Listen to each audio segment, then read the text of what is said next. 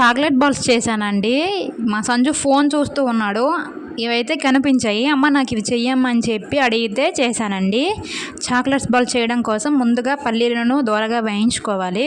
తర్వాత కొంచెం బార్బన్ బిస్కెట్లను అలాగే మేరీగోల్డ్ బిస్కెట్లను మిక్సీలో వేసుకొని మెత్తగా చేసుకోవాలి. తర్వాత ఈ పల్లీలను కూడా పొట్టు తీసేసి అందులో కలిపేసి పౌడర్లా చేసుకోవాలండి.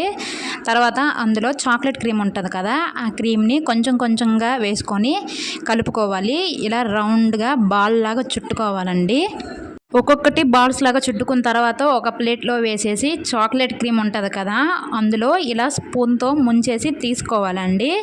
ఈ స్పూన్తో ముంచేసి తీసుకున్న తర్వాత వీటిని ఒక 3-4 గంటల పాటు ఫ్రిడ్జ్లో పెట్టుకుంటే గట్టి పడతాయి అన్నమాట.